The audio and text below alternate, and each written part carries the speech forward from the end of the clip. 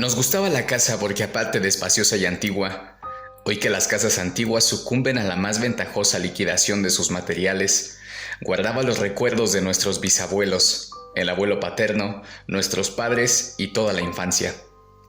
Nos habituamos Irene y yo a persistir solos en ella, lo que era una locura, pues en esa casa podían vivir 8 personas sin estorbarse. Hacíamos la limpieza por la mañana, levantándonos a las 7, y a eso de las 11 yo le dejaba a Irene las últimas habitaciones por repasar y me iba a la cocina. Almorzábamos a mediodía, siempre puntuales. Ya no quedaba nada por hacer fuera de unos pocos platos sucios. Nos resultaba grato almorzar pensando en la casa profunda y silenciosa y cómo nos bastábamos para mantenerla limpia. A veces llegamos a creer que era ella la que no nos dejó casarnos. Irene rechazó 2 pretendientes sin mayor motivo. A mí se me murió María Esther antes que llegáramos a comprometernos. Entramos en los 40 años con la inexpresada idea que el nuestro, simple y silencioso matrimonio de hermanos, era necesaria clausura de la genealogía sentada por los bisabuelos en nuestra casa. Nos moriríamos allí algún día. Vagos y esquivos primos se quedarían con la casa y la echarían al suelo para enriquecerse con el terreno y los ladrillos. O mejor, nosotros mismos la voltearíamos justicieramente antes que fuese demasiado tarde. Irene era una chica nacida para no molestar a nadie. Aparte de su actividad matinal, se pasaba el resto del día tejiendo en el sofá de su dormitorio. No sé por qué tejía tanto. Yo creo que las mujeres tejen cuando han encontrado en esa labor el gran pretexto para no hacer nada. Irene no era así. Tejía cosas siempre necesarias: tricotas para el invierno, medias para mí, mañanitas y chalecos para ella. A veces tejía un chaleco y después lo destejía en un momento porque algo no le agradaba. Era gracioso ver en la canastilla el montón de lana encrespada resistiéndose a perder su forma de algunas horas. Los sábados iba yo al centro a comprarle lana. Irene tenía fe en mi gusto. Se complacía con los colores y nunca tuve que devolver madejas. Yo aprovechaba esas salidas para dar una vuelta por las librerías y preguntar vanamente si había novedades en literatura francesa. Desde 1939 no llegaba nada valioso a la Argentina. Pero es de la casa que me interesa hablar, de la casa y de Irene, porque yo no tengo importancia. Me pregunto qué hubiera hecho Irene sin el tejido. Uno puede releer un libro, pero cuando un pullover está terminado, no se puede repetirlo sin escándalo. Un día encontré el cajón de abajo de la cómoda de alcanfor lleno de pañoletas blancas, verdes, lila. Estaban con naftalina, apiladas como en una mercería. No tuve valor de preguntarle a Irene qué pensaba hacer con ellas. No necesitábamos ganarnos la vida. Todos los meses llegaba la plata de los campos y el dinero aumentaba. Pero a Irene solamente le entretenía el tejido. Mostraba una destreza maravillosa y a mí se me iban las horas viéndole las manos como erizos plateados, agujas yendo y viniendo y 1 o 2 canastillas en el suelo donde se agitaban constantemente los ovillos. Era hermoso. ¿Cómo no acordarme de la distribución de la casa? El comedor, una sala con gobelinos, la biblioteca y 3 dormitorios grandes que daban en la parte más retirada, la que mira hacia Rodríguez Peña. Solamente un pasillo con su maciza puerta de roble aislaba esa parte del ala delantera donde había un baño, la cocina, nuestros dormitorios y el living central, al cual comunicaban los dormitorios y el pasillo. Se entraba a la casa por un zaguán con mayólica y la puerta cancel daba al living. De manera que uno entraba por el zaguán, abría la cancel y pasaba al living. Tenía a los lados las puertas de nuestros dormitorios y al frente el pasillo que conducía a la parte más retirada. Avanzando por el pasillo se franqueaba la puerta de roble y más allá empezaba el otro lado de la casa. O bien se podía girar a la izquierda justamente antes de la puerta y seguir por un pasillo más estrecho que llevaba a la cocina y al baño. Cuando la puerta estaba abierta, advertía uno que la casa era muy grande. Si no, daba la impresión de un departamento de los que se edifican ahora, apenas para moverse. Irene y yo vivíamos siempre en esa parte de la casa. Casi nunca íbamos más allá de la puerta de roble, salvo para hacer la limpieza, pues es increíble cómo se junta la tierra en los muebles. Buenos Aires será una ciudad limpia, pero eso lo debe a sus habitantes y no a otra cosa. Hay demasiada tierra en el aire. Apenas sopla una ráfaga se palpa el polvo en los mármoles de las consolas y entre los rombos de las carpetas de macramé. Da trabajo sacarlo bien con plumero, vuela y se suspende en el aire. Un momento después se deposita de nuevo en los muebles y en los pianos. Lo recordaré siempre con claridad porque fue simple y sin circunstancias inútiles. Irene estaba tejiendo en su dormitorio. Eran las 8 de la noche y de repente se me ocurrió poner al fuego la pavita del mate. Fui por el pasillo hasta enfrentar la entornada puerta de roble y daba la vuelta al codo que llevaba a la cocina cuando escuché algo en el comedor o la biblioteca. El sonido venía impreciso y sordo, como un volcarse de sillas sobre la alfombra o un ahogado susurro de conversación. También lo oí, al mismo tiempo o un segundo después, en el fondo del pasillo que traía desde aquellas piezas hasta la puerta. Me tiré contra la puerta antes que fuera demasiado tarde. La cerré de golpe apoyando el cuerpo. Felizmente la llave estaba puesta de nuestro lado y además corrí el gran cerrojo para más seguridad. Fui a la cocina, calenté la pavita y cuando estuve de vuelta con la bandeja del mate, le dije a Irene: tuve que cerrar la puerta del pasillo. Han tomado la parte del fondo.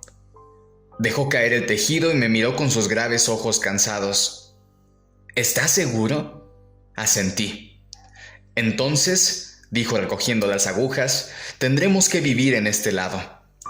Yo cebaba el mate con mucho cuidado, pero ella tardó un rato en reanudar su labor. Me acuerdo que tejía un chaleco gris. A mí me gustaba ese chaleco. Los primeros días nos pareció penoso porque ambos habíamos dejado en la parte tomada muchas cosas que queríamos. Mis libros de literatura francesa, por ejemplo, estaban todos en la biblioteca.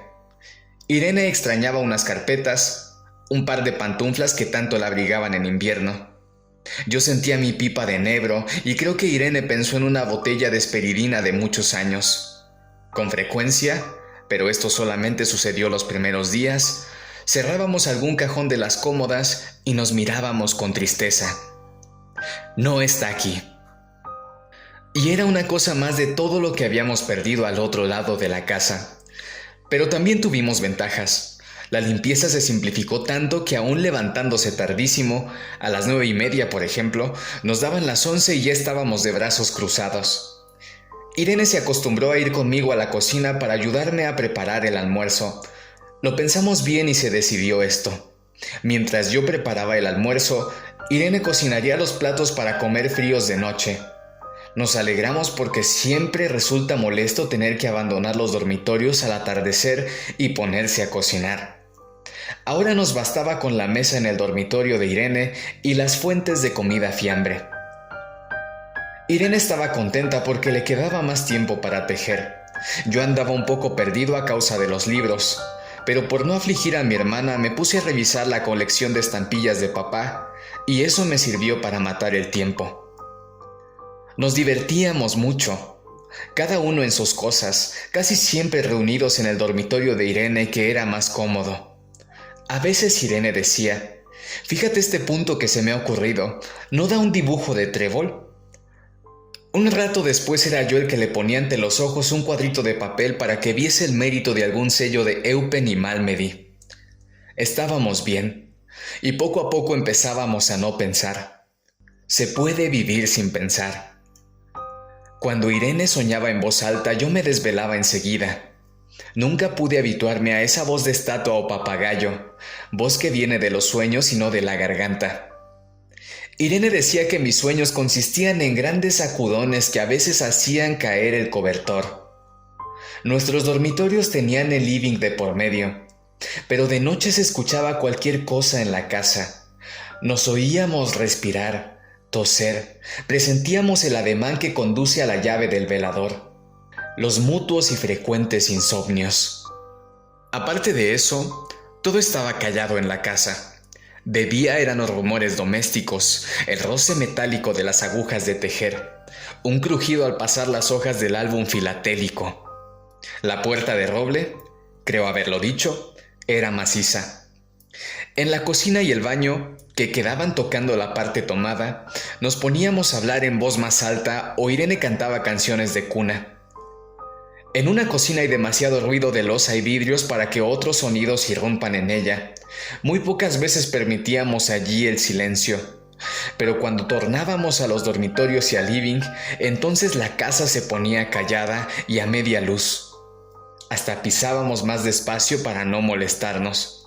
Yo creo que era por eso que de noche, cuando Irene empezaba a soñar en voz alta, me desvelaba enseguida. Es casi repetir lo mismo salvo las consecuencias. De noche siento sed. Y antes de acostarnos le dije a Irene que iba hasta la cocina a servirme un vaso de agua. Desde la puerta del dormitorio, ella tejía, oí un ruido en la cocina. Tal vez en la cocina o tal vez en el baño, porque el codo del pasillo apagaba el sonido. A Irene le llamó la atención mi brusca manera de detenerme y vino a mi lado sin decir palabra.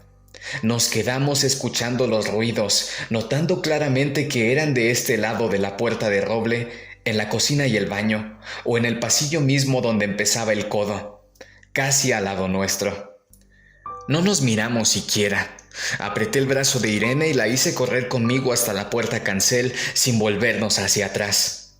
Los ruidos se oían más fuertes, pero siempre sordos, a espaldas nuestras. Cerré de un golpe la cancel y nos quedamos en el zaguán. Ahora no se oía nada. «Han tomado esta parte», dijo Irene. El tejido le colgaba en las manos y las hebras iban hasta la cancel y se perdían debajo.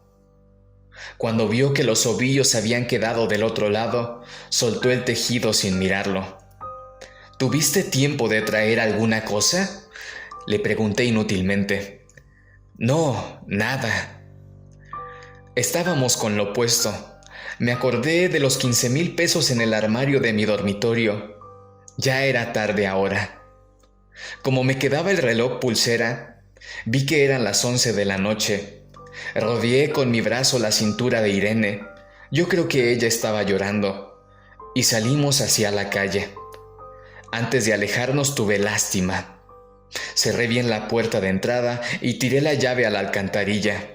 No fuese que algún pobre diablo se le ocurriera robar y se metiera en la casa a esa hora y con la casa tomada.